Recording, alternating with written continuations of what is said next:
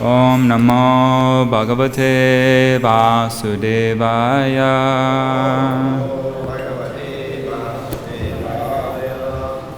Om Namo Bhagavate Vasudevaya.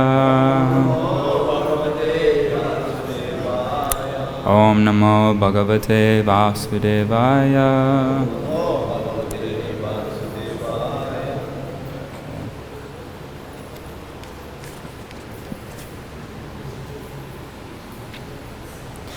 So reading from Srimad Bhagavatam, chapter 21, entitled The Dynasty of Bharts, text 18. Tat prasanganubhavena Ranti devanuvartanaha Abhavan yogana sarve Narayana Parayanaha.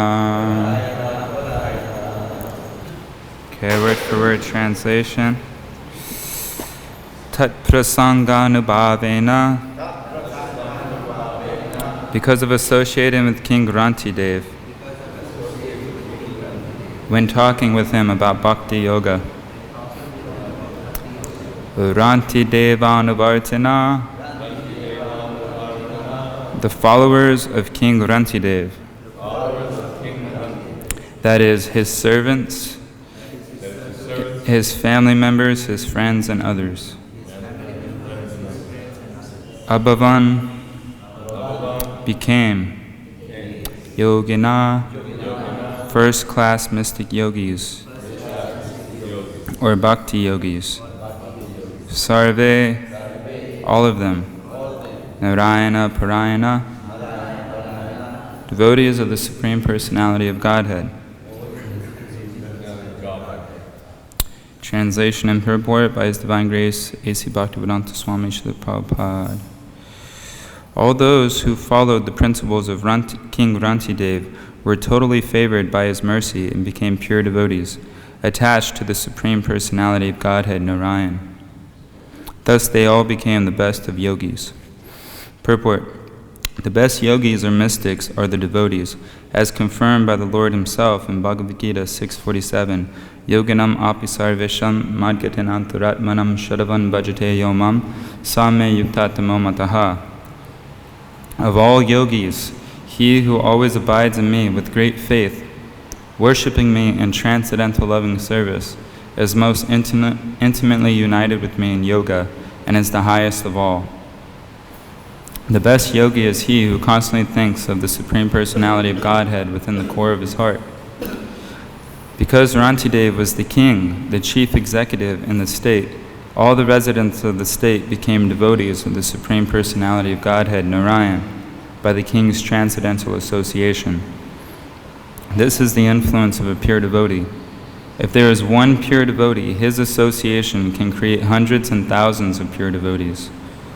Srila Bhaktivinoda Thakur has said that a Vaishnava is meritorious in proportion to the number of devotees he has created.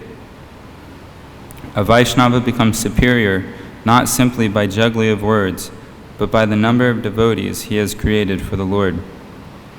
Here the word Rantidevanuvartana indicates that Rantidev's officers, friends, relatives, and subjects all became first-class Vaishnavas by his association. In other words, Rantidev is confirmed herein to be a first-class devotee or Maha-Bhagavat. Mahat Sevam Dwara Mahor Vimuktehe. One should render service to such Mahatmas, for then one will automatically achieve the goal of liberation. Srila Narottam Das Thakur has also said, Charya Vaishnava Seva Nistara Payache Keba. One cannot be liberated by his own effort, but if one becomes subordinate to a pure Vaishnava, the door to liberation is open. Om Gyanantimyandasya Gyananjana Shalakoya Chaksha Unmilitam Yena Tasmai Shri Gurave Namaha. Nama Om Vishnubhadaya Krishna Prashtaya Bhutale Srimati Bhaktivedanta Swamini Tanamane. Namaste Saraswati Deve Gauravani Pracharine Nirvasesha Shunivari Pashtatri Shatarine.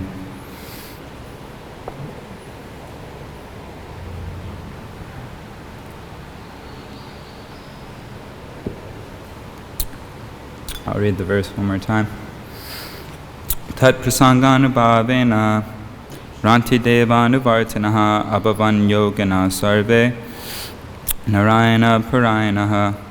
All those who followed the principles of King Rantidev were totally favored by his mercy and became pure devotees, attached to the Supreme Personality of Godhead, Narayan.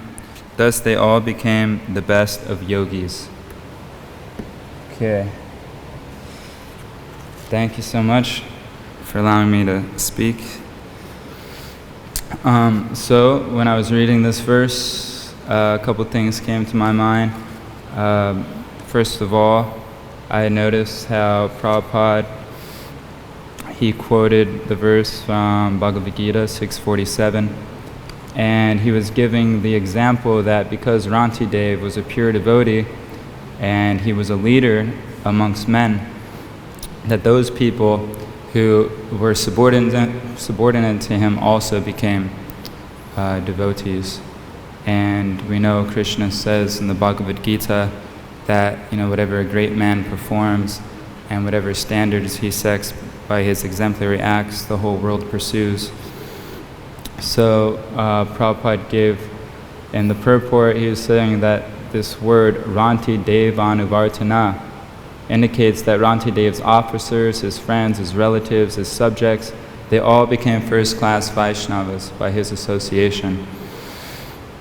And in the beginning of the purport, Prabhupada, he gives that verse that the best yogi is actually a devotee of Krishna.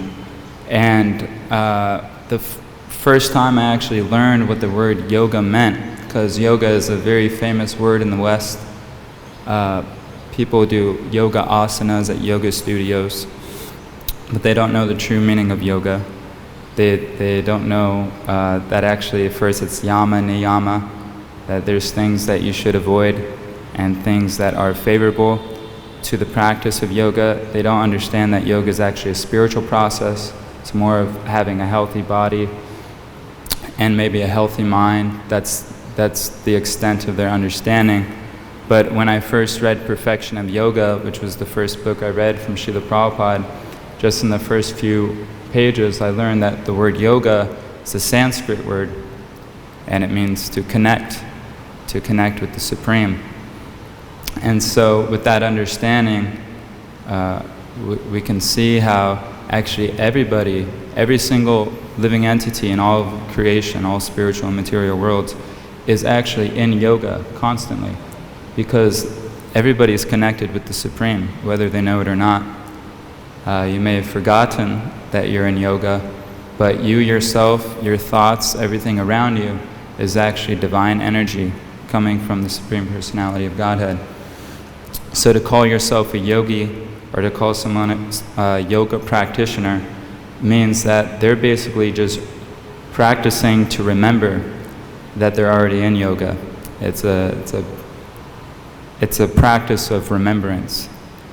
And we could see, throughout Prabhupada's purports, he makes the point over and over again that we're practicing to remember Krishna at every moment, so that specifically at the time of death is the most important, is the final exam.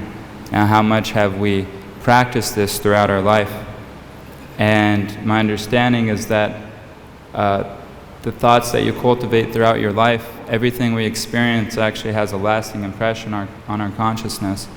So that can actually create a momentum. So when that time of death does come, Prabhupada makes the point that it's actually a very it's a very radical experience. Your bodily errors become completely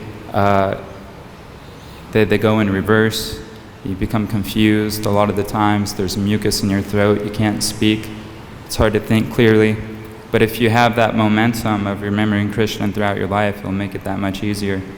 And on Sunday, or last ISKCON, a couple days ago, we heard Prabhupada give a class on the 7th canto, and he made the point, why are we instructing people to become Krishna conscious?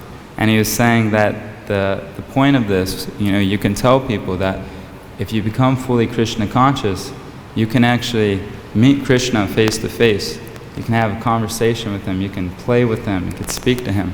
So he said that this is actually the benefit, and this could be an attractive way of bringing people to our movement, is by telling them that it's actually a tangible thing.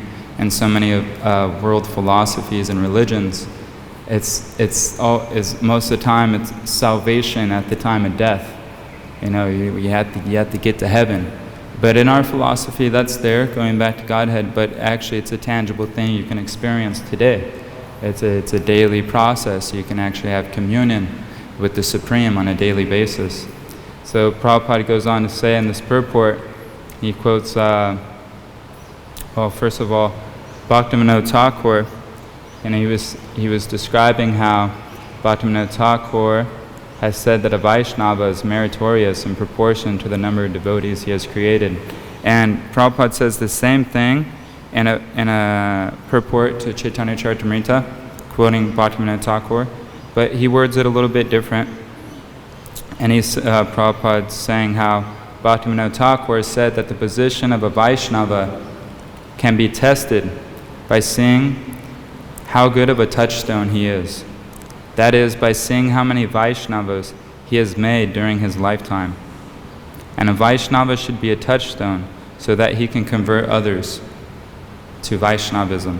And this was a purport to the verses where Narada Muni is actually delivering the hunter, and how Parvat Muni came after the hunter became purified, started chanting Hare Krishna, surrendered to Narada Muni, how the hunter did not even want to harm an ant. And Parvat Muni was glorifying Narada Muni, that how amazing you are, that this person was accustomed to harming animals and now he doesn't even want to hurt an ant. So Narada Muni was an example of a touchstone devotee. And in this specific purport, Prabhupada gives the word meritorious, and that word basically means deserving respect. You know, the Vaishnava is meritorious in proportion to the number of devotees he has created. So meritorious meaning deserving respect, deserving honor. And we know that, you know, the definition of Prabhupada is Prabhu being master, Pad being feet, is at that person at whose feet all other masters actually sit, pay obeisances. You know, we have so many incredible devotees in our movement, so many spiritual masters who are extremely advanced and are all honorable and worshipable, but all of them, you know, pay dandavats to Srila Prabhupada and sit at his feet. They mold their life in such a way that they try to serve his instructions. And we can see that actually this is kind of like a historical event that we're taking a part in, this Krishna consciousness movement, because at least in this day of Brahma, it has never been done that, you know, someone has left India to go to Kali Yuga infested place and actually preach the liberal teachings of Chaitanya Mahaprabhu, and not only converted many fallen souls, but has established a society and established a shelter for the next, Prabhupada says, 10,000 years. It's a golden age where people can actually take part in this process and very quickly, within one life, if they're serious, can go back to the topmost region of the spiritual world. And Prabhupada, in this purport, is saying that it's not simply by a jugglery of words that a Vaishnava becomes superior, but rather it's the number of devotees he has created for the Lord. So it's not necessarily that we have to become super intellectual or philosophical, although that's nice. Prabhupada wants us to learn the books very well. But even if you're very simple-minded, you have a simple understanding, just if you're sincere and you're actually trying to follow the teachings of the Acharya, that in it of itself will capture people's heart, the simplicity of purpose. And Prabhupada one time on a Vyas Puja Srila Bhaktisiddhanta Saraswati Thakur, I believe it is in Los Angeles, our Prabhupada began to speak, and he said, actually, I don't feel like I have anything that I can offer to my spiritual master, Bhaktisiddhanta. He said, therefore, I'm offering all of you. I'm offering my disciples at his lotus feet. And we could see that that's actually the true pleasure of the spiritual master. Although so many other offerings are nice, and garlands and things like that, but if you offer a garland of sincere souls to your spiritual master, this is what pleases the Parampara the most. And in Los Angeles, Prabhupada has upstairs above the temple. That's where Prabhupada used to live when he was in Los Angeles. He has his bed. He has a little separate room where he, there's still a Murti of him with the dictaphone. It's where he would translate many of his books. And there's this video where Vishnu Jan Maharaj is sitting there in that room where Prabhupada used to dictate. And Vishnu Jan Maharaj was asking Prabhupada that Bhaktivinoda Thakur was such a pure devotee, but why didn't he come earlier to deliver the world? Why did he wait for someone else to come? And Srila Prabhupada's response that is Bhaktivinoda Thakur was a Mahabhagavat coming from the spiritual world. And he said if he wanted to, he could deliver the whole universe because of his purity. But he didn't do that because he was saving that service for us. He was saving some work for me to do. And there's actually the same purport that I was reading from Chaitanya Charitamrita. Later in the purport, Prabhupada goes on to explain the actual mentality of an advanced devotee. He doesn't necessarily sit in a secluded place and perform his bhajan, although we see many pure devotees doing that in the past. And I've also heard, Gaur-Kishore Das Babaji Maharaj, someone was quoting, I think they were quoting Prabhupada or Bhaktisiddhanta, but Gaur-Kishore Das Babaji, although he was sitting in one place, by the purity and force of his chanting, was actually purifying the world. But Prabhupada's mood is more of a Goshta and Nandi. And in this purport, you're saying that the advanced devotee doesn't sit down only for his personal benefit, but they actually go out, they risk their lives, they go out on a limb to actually help others come to the Vaishnava tradition. And certainly such a devotee can be called a touchstone. And he said that the Kanishta Adhikari devotees cannot turn others into Vaishnavas, but rather a Madhyama Adhikari Vaishnava can do so by his preaching. And in the same purport, he quotes Chaitanya Mahaprabhu, Yarite Gitarika Krishna Upadesh, that Mahaprabhu wants all of his followers to actually not stay just in one place necessarily, but for those who are inclined or who have understood his message, they will go far and wide and bring others to his lotus feet. And that may mean staying in one area, because in that same verse, Chaitanya Mahaprabhu says, become a guru and try to liberate everybody in this land. So some people are inclined to stay in one place, but their mood should be that they're bringing others to the lotus feet of Chaitanya Mahaprabhu. Whereas we see so many other people who are inclined to travel and do that also, and Prabhupada was very much encouraged and enlivened by that also. So in a letter to Sudama in 1970, Prabhupada, he wrote how Chaitanya Mahaprabhu explained that in every town and village, the Sankirtan movement will be known.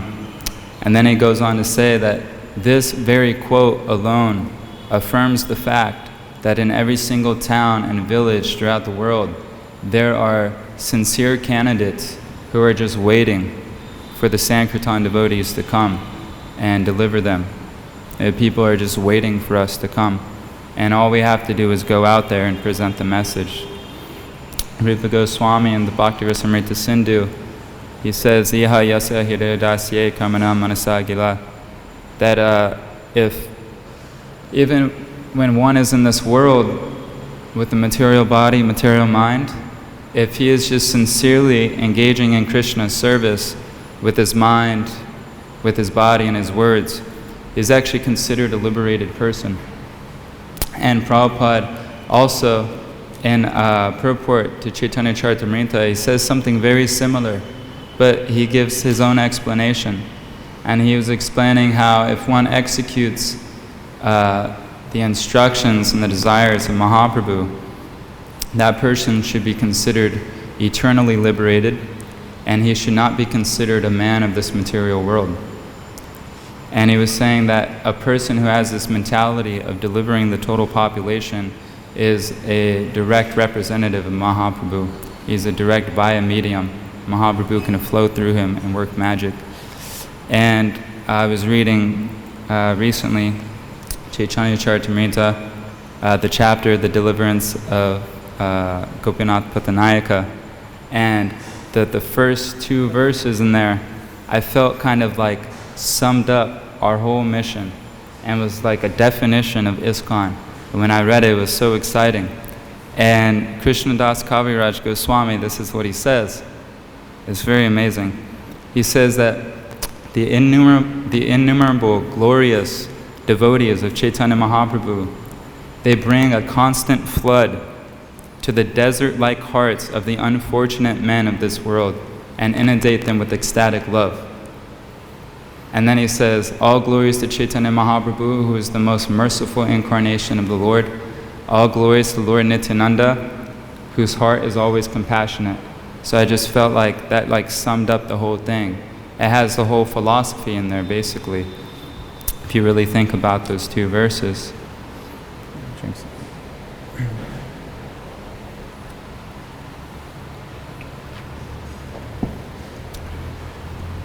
When Bhaktisiddhanta Saraswati Thakur, he inaugurated bringing many people on Navadvitam Parikrama.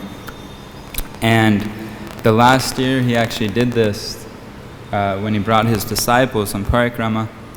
The last year before he left this world, there was actually a large gathering at Champahatta, where I think there's Gaur Gadadhar deities. And everybody knew this would be the last lecture of the Parikrama. So all the devotees came. There was thousands of devotees there. And many pilgrims came. The local residents came. And it was actually packed. And in the front of the whole crowd was all these dandas and saffron and these brahmachari preachers and sannyasis. And Bhaktisiddhanta Saraswati Thakur was explaining how he had a very strong desire to see this message of Chaitanya Mahaprabhu go across the world and not just to stay in India. And he was explaining how Bhaktivinoda Thakur very strongly had this vision, and he implanted it in his son Bhaktisiddhanta. He's saying Bhaktivinoda Thakur wanted this to go all over the place. And then Bhaktisiddhanta started speaking about his mother, Bhagavati, and he was explaining how right before she was going to leave her body, she was on her bed, and she called her son over, and she to the side of her bed, and she was explaining how, your father, Bhaktivinoda Thakur, he wanted Krishna consciousness to explode all over the Western world. And but somehow or another, it has not yet become successful. And so, therefore, that is my desire also. And because it hasn't been done, please, you do it. Take this as your life's service.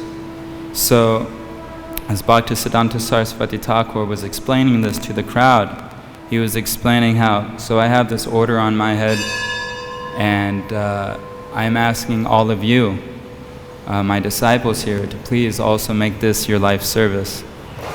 Now, the person who is telling this story was actually was a devotee named Nayana Das Brahmachari, who was, what happened was one of our Prabhupada's disciples, Mula Prakriti Mataji, what she did was she compiled a book called Prabhupada, A Friend to All. And what she did was she traveled throughout India, where Prabhupada used to live before he came to the West. And she interviewed many people who had Prabhupada's association, and she compiled this book. So one of the people she interviewed was Nayana Das Brahmachari, and he was telling her that he was in the crowd at Champahata when Bhaktisiddhanta Saraswati Thakur was speaking like this. And he was he was kind of near the end on the side, behind a lot of people. And he was good friends with our Srila Prabhupada. And he noticed that at the beginning of the speech, he noticed how, Abhay Prabhu, our Prabhupada, was sitting behind Nayana Das Brahmachari, kind of to his side. And they acknowledged each other, because they were friends, and then they were speaking to their spiritual master. So when Bhaktisiddhanta Saraswati Thakur was telling, so please, this order is on my head, please make this your life's mission also. And he kind of started scanning the audience, looking at his disciples. And then when he got to the side, his head stopped moving, and he became fixed, looking directly at something. And at first, Nayana Das Brahmachari thought maybe he was looking at him, and he got kind of a little bit nervous. But then he turned around and he realized actually he was looking at our Srila Prabhupada, and he said their eyes became fixed on each other in a very deep glance, emotional glance. And then after this, a couple of seconds later, Bhaktisiddhanta Saraswati Thakur says he broke the vision, and then he started speaking that actually I have a prediction, and I predict that the next disciple of mine who goes across the ocean, no matter how long that will take in the future, may take many decades, but the next disciple who does that, he will not only be successful, but he will actually bring back the whole world. This is Mayapur Dham. And in one purport, the Chaitanya Charitamrita, Prabhupada is explaining, he is explaining the pastime of Jagai and Madai, how Chaitanya Mahaprabhu actually wanted to kill Jagai and Madai for offending Nityananda Prabhu. But Nityananda Prabhu actually stopped him and not only forgave Jagai and Madai, but actually gave him so much mercy they were raised to the topmost platform of pure Vaishnavas. And then Prabhupada goes on to say, and if someone sincerely follows the order of Gaura Nitai, he can actually excel the service of Nitai, of Chaitanya, or of Lord Nityananda. And he said that this is the process of the parampara, that this succession, the previous acharyas will actually empower the next acharyas to become more powerful than him. And in the same conversation with Mula Prakriti and Nayana Das Brahmachari, he explained one more short little story that happened in Bombay. The Gaudiya Math actually had a small branch there that our Srila Prabhupada actually helped out a little bit in establishing. And again, Abhay Prabhu, who was a Grihastha at the time, he was there, he happened to be there when Bhaktisiddhanta Saraswati Thakur came to visit. And again, it wasn't a big gathering like before on the parikrama, but there were quite a few of Bhaktisiddhanta Saraswati Thakur's main preachers and sannyasis, quite a few of them. And Abhay Prabhu was there, just kind of in the back. And Bhaktisiddhanta again started saying how this was his vision, how he had this burning desire. And he was saying, please, I'm asking one of you, some of you, to please take this mission seriously. And then he actually looked at Prabhupada's godbrother, Srila Sridhar Maharaj, and Bhaktisiddhanta was saying, you're actually very senior, you're very learned, and I consider you one of our best preachers, so you can do it. And Srila Sridhar Maharaj, in a very humble way, in a respectful way, we hear, I've heard Prabhupada explain how on many occasions how Bhaktisiddhanta would encourage our Srila Prabhupada to encourage Srila Sridhar Maharaj to preach, because he was so learned and very exalted, but Srila Sridhar Maharaj was more shy, he was more reserved. He wasn't very forceful in his preaching. It's just kind of his nature. So in this meeting, Srila Sridhar Maharaj was, kindly bowed down to the lotus feet of his Guru Maharaj. I was explaining, actually, it's not my nature, I'm more reserved. And but I know that if I stay here, I can do something significant. I'm familiar with the Bengalis, and also my English is different than the way the Americans speak. I may not understand them. So Bhaktisiddhanta, he was happy with that. He accepted, okay, this is his nature, obviously. So, okay, you do your thing here in India. Then he looked at one of his topmost preachers. His name was Ananda Das Brahmachari, who later on took sannyas and became one of the most prominent sannyasis in the Gaudiya Math, but at this time was a brahmachari, and he was actually known to be very enthusiastic, very fiery in his preaching, and actually he was famous for, but he would travel around and he would convert whole towns and villages. All the people in a village would become Vaishnavas and followers of Bhaktisiddhanta and actually take initiation from Bhaktisiddhanta, and he was known for this. And Bhaktisiddhanta, after speaking to Srila Sridhar Maharaj, turned to Ananda Brahmachari and said, you can do it. I'm very happy with your service. You're very enthusiastic. Everybody knows that you're converting many Vaishnavas. And Ananda Das Brahmachari was actually very young at that time, in his young early 20s about.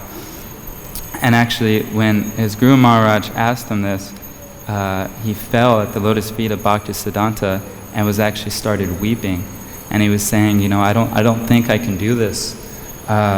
He was saying that I don't really know, I don't understand English so well, and I'm very attached to your association. I feel like if I was separated from you physically, that I don't know what would happen to my spiritual life, but I know that if I stay here, I'm already successful. I know I can please you here, so please Maharaj, please don't force me to do this. And Bhaktisiddhanta kind of like patted him on the back and said, it's okay, it's okay. And then all of a sudden, Bhaktisiddhanta said, you know what, never mind, it's okay, no worries, because our Abhay Prabhu, he'll do everything in the future. So this person who was speaking, this Naina Das Brahmachari who was speaking to Mula Prakriti, he understood, first of all, when he heard Bhaktisiddhanta say, never mind, Abhay Prabhu will do it in the future, he was kind of taken aback by that, because Abhay Prabhu was a very humble grihasta, wasn't a very prominent leader of the Gaudiya Math at that time. But he said later on, when he started seeing Westerners pop up in India and start chanting, then he realized that his old friend, who had now taken sannyas and was known as A.C. Bhaktivedanta Swami Srila Prabhupada, actually fulfilled this prophecy of Bhaktisiddhanta Saraswati Thakur. And I was listening to Siddhanta Prabhu, Srila Prabhupada's disciple. He's done an amazing service, and he's videotaped many of Prabhupada's disciples and had them tell stories that pastimes they've had, personal interactions they've had with Prabhupada. It's a Prabhupada memory series, and on one of them, His Holiness Radhanath Swami Maharaj was speaking, and he was saying that one time an acharya from the Ramanuja Sampradaya invited Maharaj, Radhanath Swami. This was after Prabhupada had left the planet. He had invited Maharaj to an event where many of the Sri Sampradaya sannyasis and devotees were gathering, and thousands of devotees again. And Maharaj was sitting on the side, and he had noticed, in the front, he said there must have been about 100 dandas, sannyasis, and the person speaking was one of the head acharyas of their mission. And he was speaking, first of all, he was glorifying their sannyasis who were in the front. He was saying these sannyasis are very strict to their vows. They know thousands of shlokas each. He was explaining how learned they were, how strict they were, and how many the temples they've opened. Then he was saying, in thousands of years, not one sannyasi in our mission has fallen down or deviated from their strict vows. And then he was glorifying them like this. And he said, but if you take all of these sannyasis combined, and you go back some generations, you take all those sannyasis, and you combine them, they don't even equal 1 grain of dust at the lotus feet of one of Srila Prabhupada's disciples who was traveling throughout the world and spreading Lord Chaitanya's Sankirtan mission. We know that, Bhakti-Tirtha Swami Maharaj, well, first of all, in the 4th canto, Srila Prabhupada, I'm reading the 4th canto right now, and what I do is when I read, I take notes and I try to categorize them. So I have this whole category of, Prabhupada's pioneering missionary spirit. So in one of them, he was explaining how everybody is trying to elevate themselves to the topmost platform according to their mentality. So for example, the V-karmis who know nothing about the Shastra, they're trying to just get as much as immediate sense gratification as possible. The karmis who are following religious life, trying to elevate themselves to the heavenly planets, they think this is the topmost. And it goes on, the jnanis trying to merge into Brahman, yogis are trying to attain mystic powers. And he goes on to say, Prabhupada in the purport, that actually the devotee is not bereft of any of these things. These things come automatically to a Vaishnava, and he was saying that the Vaishnava actually inherently gets mystic powers in his service, it comes automatically. So Krishna, being Yogeshvara, the master of all mystic yogis, can empower that person to do many things. And then he goes on to explain how the topmost platform for a devotee is actually spreading the Krishna consciousness movement and bringing others to the lotus feet of Krishna. And he says that this is the main concern of a Vaishnava, is to deliver all the conditioned souls. So when I read that, I was thinking, the topmost platform of devotee is to bring others to Krishna consciousness, and it's his main concern. So I was thinking how Prabhupada could have said so many things, how actually the main concern was to enter into the Ras dance or to play with Krishna as a cowherd boy. He could have said so many things, but he makes this point that this is actually the main concern. And I've read all of Prabhupada's books, some of them multiple times, some of them many times, and this seems to be like a constant theme throughout Prabhupada's books, is that the devotee, pure devotee, he is not very concerned for his own liberation, not very concerned so anxious to go back to Godhead himself, but rather he would rather stay here and help others go also. And Prabhupada was very fond of Vasudev Dutt in Chaitanya Charitamrita. And Vasudev Dutt, he didn't have any desire for himself to go to Krishna Loka, but rather he was willing to take all the sinful reactions of every living entity and suffer in hell perpetually so that others can go back home, back to Godhead. And if you think about that, that is such a radical statement, to think about all the living entities. A lot of times we don't even want to accept our own sinful reactions. We complain when something happens to us. But within every little inch, there's like thousands, if not millions, of microscopic entities, all the cockroaches in the world, all the ants, every living entity. And Vasudeva Prabhupada is explaining in the purport, he actually meant it. It wasn't like a metaphor or poetry. He actually had that strong desire. And because of that desire, Chaitanya Mahaprabhu actually liberated the whole universe, as it explains that in Chaitanya Charitamrita. And Chaitanya Mahaprabhu is explaining how this was not very surprising that Vasudeva Dutt had this desire, because he's actually no other than Prahlad Maharaj. And we know that Prahlad Maharaj had the same thing. You know, when asked the benediction, he asked not to go alone, but to stay here in this material world and bring others back with him. And in one purport, Prabhupada was explaining how, the spiritual master, he takes on the sinful reactions of his disciples. And he was explaining how, therefore, it's not very, not usually very good for the spiritual master to have too many disciples, because of so many reactions that are coming. But then Prabhupada says, but what can I do? I have thousands of disciples, and I'm willing to take as many who are willing to actually surrender. And I am willing to go to hell. This is Prabhupada's words. It says, I am ready to go to hell to help deliver the fallen souls and to please my Guru Maharaj. And Srila Bhaktisiddhanta Saraswati Thakur is one quote from him.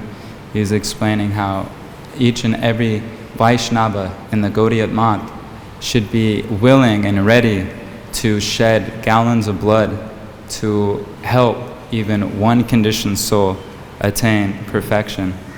And there's one really amazing disciple, Rohini Sutta Prabhu from Germany, Prabhupada disciple, who was very famous in the early days, very instrumental, not only in the early days, for many decades. He was doing large amounts of book distribution and in teaching others in the art of book distribution, and later on became an initiating spiritual master. Is still very active, amazing soul. And he said one time that, Goloka Vrindavan is perfect, but there's one thing that's missing.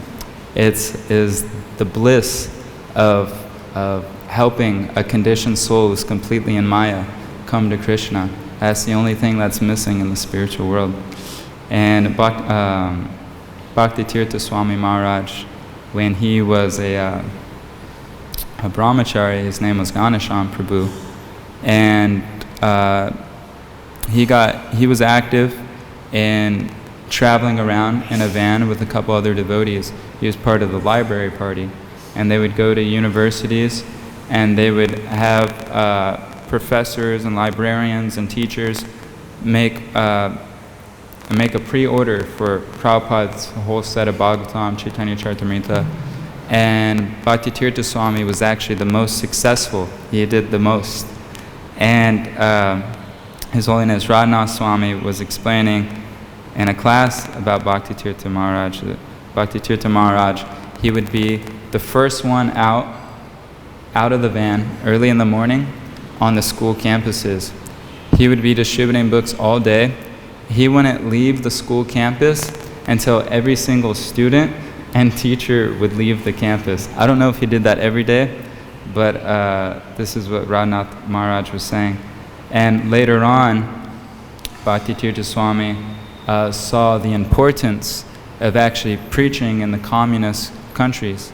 He went to East Europe, Russia, and that area where there was heavy communism, and there was a lot of police brutality, and many of the devotees were harassed.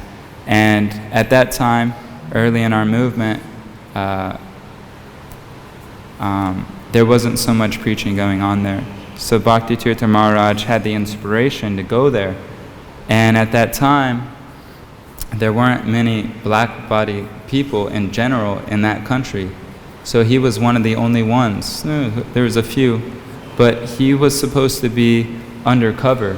The government was, he was hiding from the government because if they found out about his activities, one can only imagine what they would do to him. We hear the stories that had happened to other devotees. So what he would do was he would sleep on freight trains. There was no devotees, he had no devotee association, he had no temples to go to. He was all alone. And he would sleep on freight trains for months at a time so that no one would find him. And he would wake up early in the morning, chant his rounds very quietly in a public restroom, like in a stall. And then throughout the day, he would travel to different universities and distribute on pre-order all of Srila Prabhupada's books, like I said, to professors and libraries and etc. And many times he had to run from the police authority. They called them the KGB. Many times he would have to sprint and literally run away and hide from them. And what happened was, when Prabhupada was getting ready in the last few months of him being on this planet, and he was ready to depart, Tamal Krishna Goswami was there, and he would be reading the book scores of all the devotees. But Ganesham Prabhu was always on one of the top, if not the top. And Prabhupada heard about all the service he was doing and risking his life to spread Mahaprabhu's mission. And Tamal Krishna Goswami was explaining that out of all the letters that Prabhupada was reading, out of all the book scores and out of all the stories, he was most enlivened by Ganesham Prabhu's. And when Tamal Krishna Prabhupada even told Tamal Krishna Goswami that these stories and these book scores are giving me life, they're making me enlivened.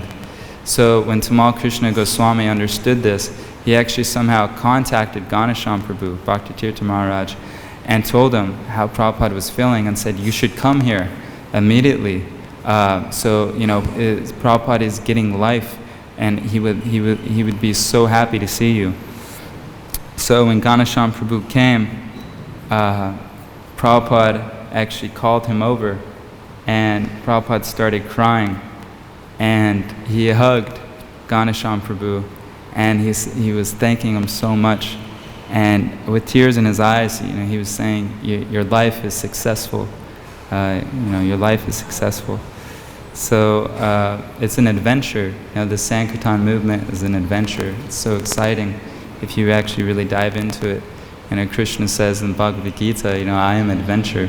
So I have personal experience that the most fun, the most exciting, most enlivening days of my life, were long hours on Sankirtan, where I had no other thought in my mind but to spread the holy names and distribute books. And these were times where I felt the most connected with Krishna, even more so than even when, honestly speaking, I don't know if it's offensive to say, it's just my personal realization, even more so than when I'm just sitting in the Dham chanting, is even when I'm in some degraded place in America, but my whole attention, my whole focus and everything, all my energy is in Sankirtan Yajna, mainly to the conditioned souls, is very enlivening. And I also, from my personal realization and seeing it in other people, one of my godbrothers, he is saying that every brahmachari, and this applies for everyone, but he was giving a brahmachari class, but it could apply to all ashrams, of course. He was saying that every brahmachari should have a baby. And what he meant by this was that we should have a project or a mission that we feel so strongly about, that we take care of, that our energy goes into, just like a mother for her baby. And I've seen in my personal life and in seeing it in others, that when one has that one focused determination and that vision and that mission, and he puts his energy into it, he makes rapid advancement. His mind is fixed, his determination increases. He is forced to read Prabhupada's books nicely. He is forced to really try to chant nicely. And Prabhupada says in one letter, he gives the example how just like at wartime, when an ordinary simple farm boy, when he's drafted to the war and he goes to battle, if he does something significant in the battle, he is recognized as a national hero. And he was saying similarly, anybody who catches the Sankirtan mission and does something significant for the movement, he is immediately recognized by Krishna as a hero. And there is one devotee in Sweden who actually got trained up by Rohini Sutta in book distribution. His name was Harinam Ananda Prabhu, and he is known even up to this day for distributing more books than anybody in history and having the world record for most books distributed in one day. The most he's done was 905 books this size. 905 books this size in one day. No one else has beat the record so far. And anyways, they interviewed him and asked him what his meditation, or if he has any secrets, or how did he do so huge. And he said, well, first of all, I just try to be humble, I just try to serve the Vaishnavas.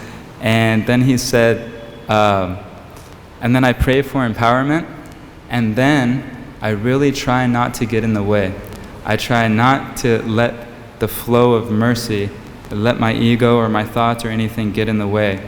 And he said, when you enter into this state, it becomes like samadhi, and you're just watching Lord Chaitanya's mercy flow, and you're just observing the miracles happen. You're just like a conscious observer, and Krishna is controlling your body, controlling your speech, telling you who to approach, Super Soul directing you.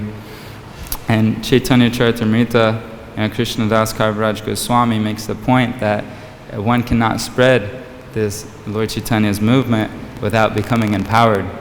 And like I was saying earlier, how Prabhupada explained in that purport, how the devotee, he gets all mystic power from Krishna. And yeah, these miracles happen. And one time, one reporter was interviewing our Srila Prabhupada, and he was asking, so you're a guru, you're from India, can you display any sort of like magic or like mystic powers? Because the reporter was saying, because we've recently learned that there's one yogi in India who can just make an apple just come out of his hand, just kind of like appear in the air. And Prabhupada says, well, yes, I have some mystic power. And he said, my mystic power is that I came to your country and I knew not a single person, and I had $0, only some rupees that I couldn't even exchange. And I had no temples, I had no followers. I was almost basically living on the street, basically just sleeping on people's couches here and there. And he said, but in a few years, I have thousands of followers, and now I have millions of dollars, and then I have almost 100 temples. And he says, and in every temple, we have so many apples. And he said that this is actually my mystic power. And when I really think about it, if we all think about it, we could see, yes, Krishna consciousness is established throughout the world. We have temples all over the world, many nice devotees. We've been successful in many aspects so far, and many things also we can improve on and expand. But these are still actually the pioneering days.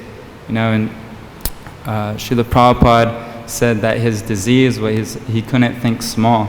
So he was always thinking large and very revolutionary. And he would say that we won't stop until all the judges, on the high court judges have tilak on their foreheads, and the Krishna conscious men are in charge of the government and are directing the workings of this world. And this was actually Prabhupada's vision, to establish farm communities, to actually provide shelter for billions of people. And right now, this world, according to the internet, has something over 7 billion human beings on this planet. But if you look at the figures, we've only distributed 500 million books, only 500 million books. not even 1 billion yet. And how many devotees are actually there practicing full time? So this is still pioneering days, and those with the pioneering spirit should be encouraged and should understand Prabhupada's mood and listen to his classes every day, because it's there, and this is how we get the potency. And it's not that the good old days are gone. Like when Prabhupada was here and the movement expanded very rapidly, many people say that Prabhupada did this. He made many sannyasis who were maybe not so qualified, and that's why so many of them had difficulties, because it was an emergency situation, which makes sense. He was trying to establish ISKCON as a world tradition within a short time. But now we have a more mature way about going about things, and we have many senior devotees, but I still feel like we are still in an emergency situation. If you look at the world today, it's completely crazy. So this is what I have to say, and I personally feel like it's very exciting that we do have this mission ahead of us, and thank you very much. All glory to Srila Prabhupada, all glory to Srimad Bhagavatam, Hare Krishna. And I would ask for any questions, but the bell rang, so I'm so sorry. Hare Krishna. Okay.